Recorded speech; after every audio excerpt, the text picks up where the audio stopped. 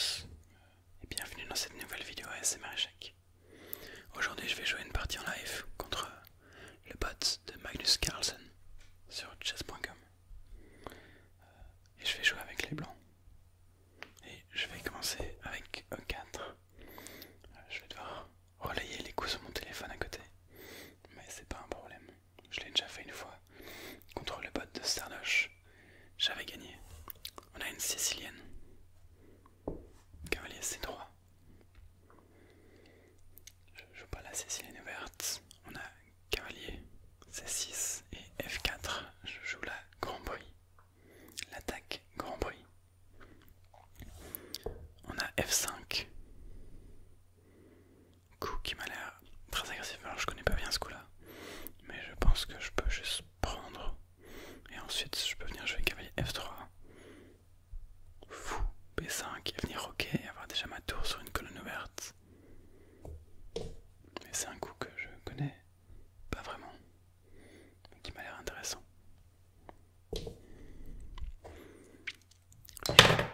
Je vais tout de suite jouer cavalier F3. S'il prend, je reprends avec madame, pas de soucis. Dame prend.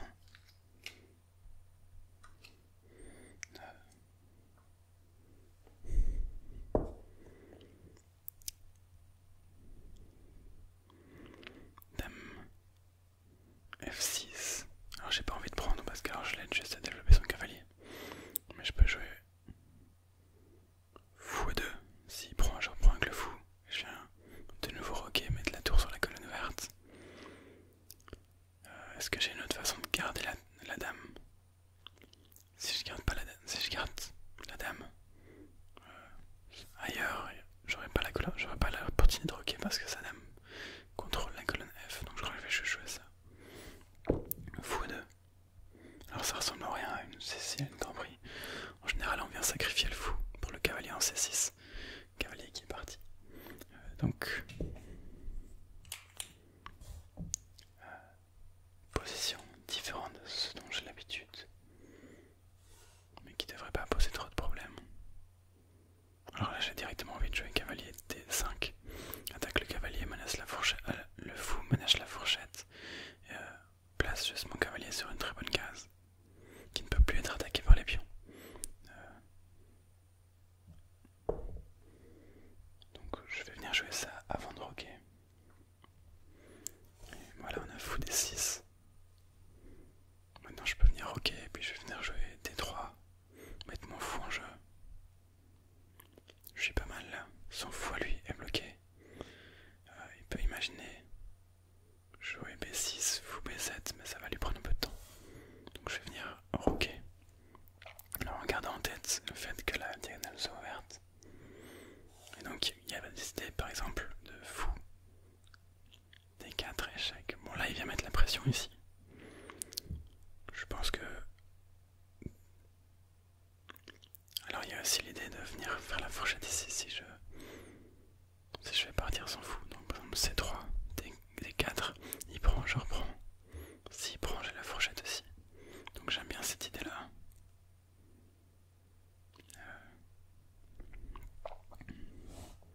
C3 pour jouer D4.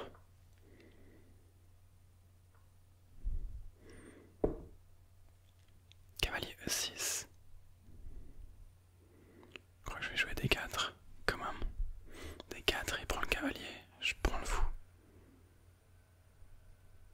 Il peut reculer, c'est peut-être pas excellent.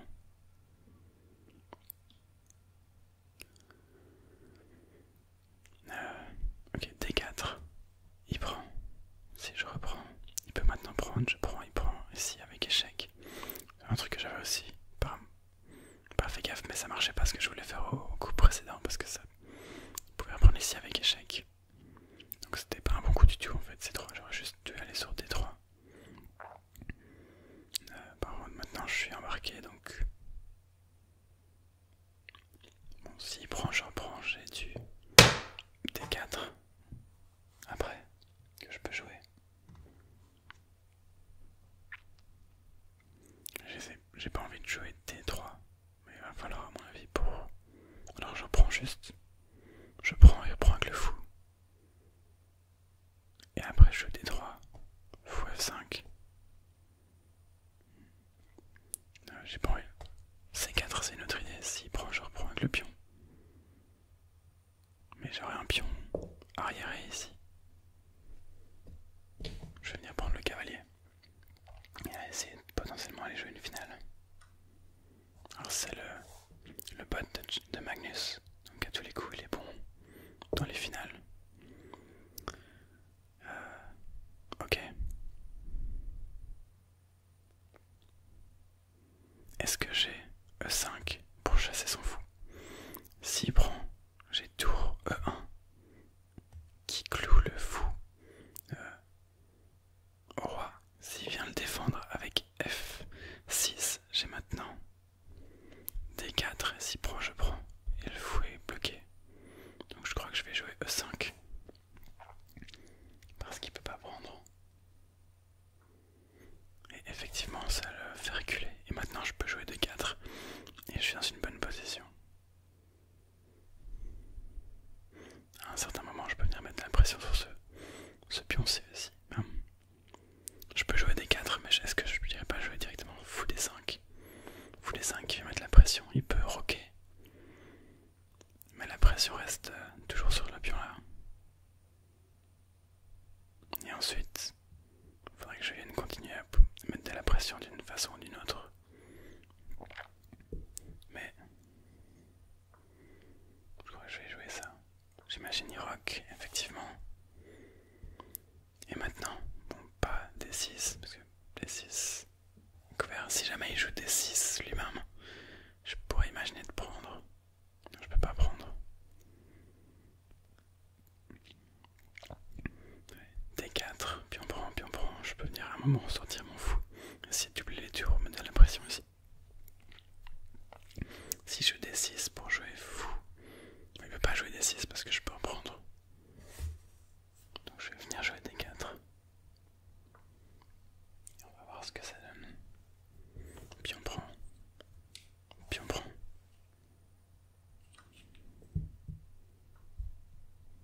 Et vient jouer D6. Alors j'imagine qu'à un moment il a envie de placer son fou en E5 aussi. J'ai potentiellement décidé de fou F4 aussi. Si reprend, je reprends avec le fou. Je mets un peu de pression ici. Faut que je me méfie à décider comme fou F4 puis on prend, fou prend. Maintenant il peut jouer ici. Je crois que ça devrait aller. Fou F4. J'imagine qu'il va prendre le pion. Ah non, il vient directement jouer la tour. Tour D8. Mais ça affaiblit son pion, donc je peux reculer simplement. Fou G3. C'est ce que je pensais faire. Et je menace de prendre ce pion tout de suite. Le problème c'est que fou G3. Fou F6. Je prends le fou, il prend le pion, je prends le pion ici, il prend, je prends, il prend. J'ai un pion passé, mais qui est aussi un pion isolé. Je crois que c'est ce que j'ai de mieux à faire. Non, il vient me prendre ici. Alors ça par contre, c'est une erreur. Parce que maintenant je peux venir prendre avec échec. Et je peux recapturer ce pion après, j'ai toujours un pion passé. Un pion passé qui va être défendu, je peux même venir potentiellement E6 avec mon pion. Donc j'ai un pion de plus pour l'instant. On a tour E2. Ok.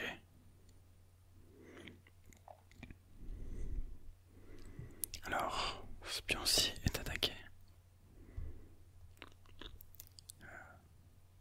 J'ai vraiment pas envie de jouer tour B1. Est-ce que je peux tout jouer tour D1, tour D1? Alors ici c'est défendu par le fou. Mais si je recule ce fou-ci, je pourrais jouer tour B1, mais je peux pas jouer deux coups d'affilée évidemment. Je peux aussi simplement jouer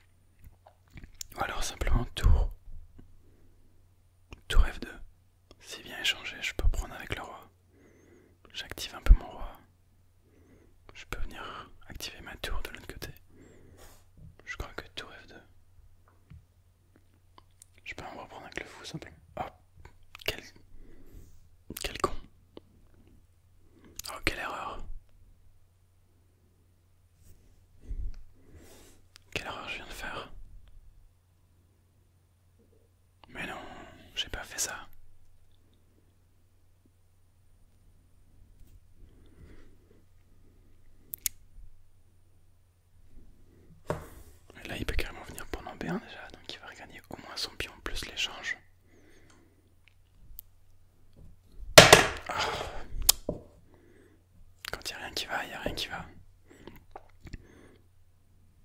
Bon, je reprends que la tour 1 pour défendre mon pion, mais maintenant je suis avec une qualité de moins. J'ai toujours un pion assez fort ici. J'ai du matériel en moins.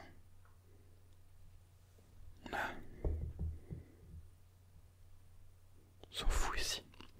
Alors je suis pas fan de ce coup là pour lui. Est-ce que si je viens échanger les tours et que j'avance mon pion, je suis pas dans une bonne position avec ce pion très fort en E5 et la paire de fous qui va venir simplement E5. Le roi ne peut pas avancer, la tour peut pas vraiment venir ici. Je me laisse directement E7, E8 et promotion. Alors il y a son fou à lui qui peut venir rentrer dans la partie aussi.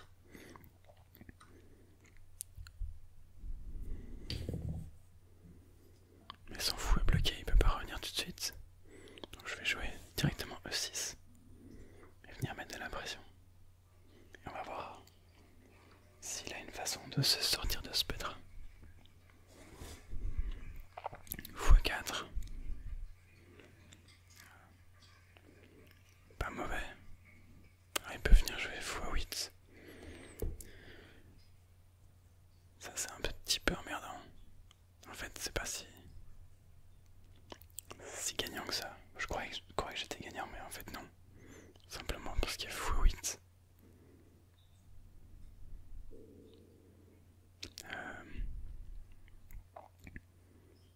Après je peux défendre avec le fou de couleur noire. Toujours le pion. Mais c'est moins gagnant que ce que j'aurais voulu. Je vais quand même venir en E7. Non, il me joue ça. Alors ça j'aime pas beaucoup. Mais je peux pas venir promouvoir parce que c'est défendu. Par contre je peux venir tenter de défendre le pion comme ceci. Avec fou C7. S'il tente de jouer. Maintenant il est en pro. Maintenant par contre c'est un gros problème. Faut que je fasse attention à pas me faire mater, mais si je joue fou D8, maintenant je menace toujours pas encore de me promouvoir. Mais si sa tour bouge, je menace de promouvoir. Et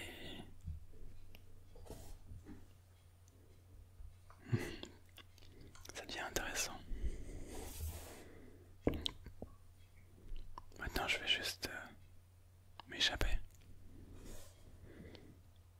On va essayer de rester sur les cases noires si possible. Tour échec. Alors si, faut qu'il fasse très attention parce que moi je vais tenter de promouvoir.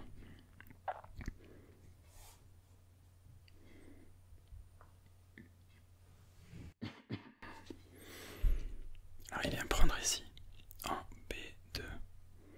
Je peux déjà gagner le fou, simplement. Je viens promouvoir, il sacrifie le fou, je prends avec le fou. J'ai la paire de fou, il peut gagner le pion ici par contre. J'ai la paire de fou contre une tour et 2 pions passés. Ça va pas être si simple. Mais je crois que c'est ma meilleure option. Pousser le pion aussi, ça peut juste venir me mettre en échec et prendre. Donc je crois que c'est ma meilleure option. Venir à dame. Et puis gagner sans fou.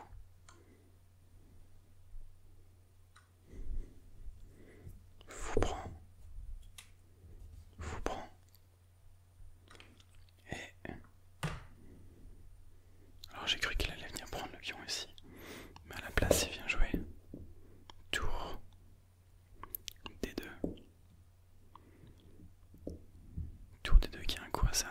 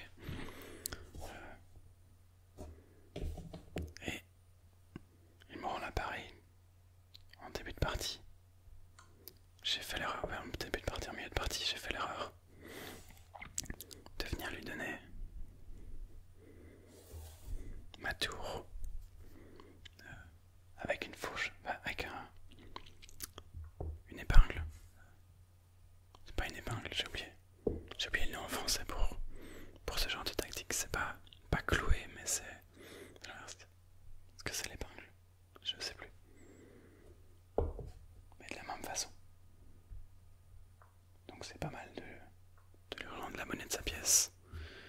Maintenant je vais juste aller prendre les pions et gagner la partie.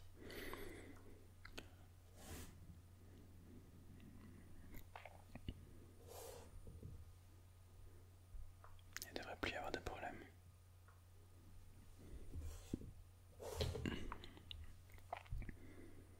Le plus simple c'est d'aller promouvoir avec un des pions.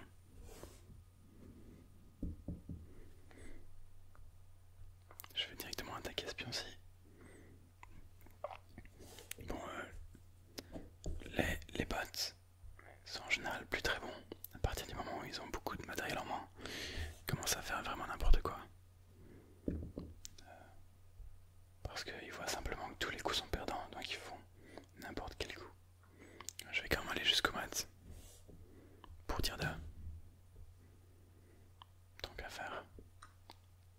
Une vidéo un peu plus longue aussi.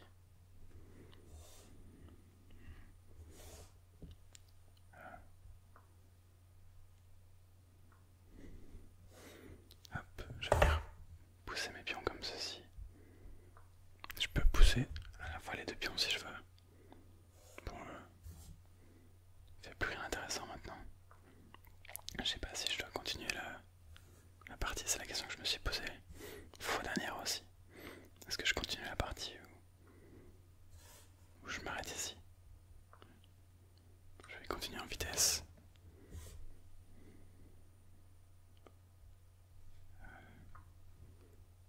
Je vais à dame. Elle est où ma seconde dame? Elle est ici. Mais ma seconde dame, ma première dame. Alors juste attention aux échecs et pattes, je contrôle toutes les guides. Je contrôle la diagonale ici, la diagonale ici, la diagonale ici. Donc je peux imaginer venir essayer de faire un échec et mat un petit peu plus joli que ce qu'on a l'habitude de voir. Je crois que ça va pas marcher complètement ce que j'ai en tête. Échec. Il est bloqué ici. Il est bloqué sur les deux diagonales ici. Si je bouge le fou, il peut revenir par ici. Si je bouge avec la dame, je lui bloque sur la diagonale, je le force à remonter. Échec.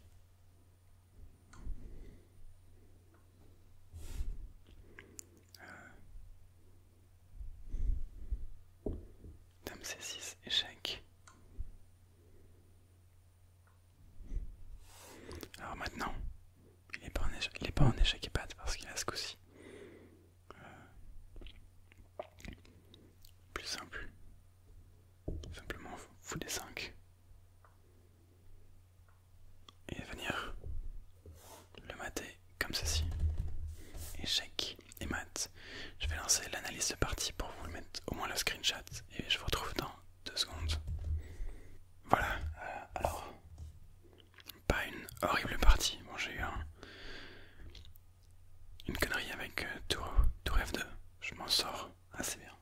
On peut voir sur le graphique qu'au final, même si j'étais moins bien pendant un petit moment, j'étais pas si mauvais que ça. J'étais pas si mal que ça, malgré avoir la qualité de moi. Bon, pas la partie la plus clean, la plus que j'ai faite. Je suis pas particulièrement fier de la façon dont j'ai joué, mais toujours intéressant. Une vidéo assez sympa, j'espère pour vous. Voilà, j'espère que vous avez apprécié. Et si vous avez apprécié, n'hésitez pas à laisser un like, vous abonner à la chaîne, ça me ferait très plaisir. Sur ce, je vous souhaite une bonne fin de journée, une bonne fin de soirée, et même une bonne nuit. Si vous regardez cette vidéo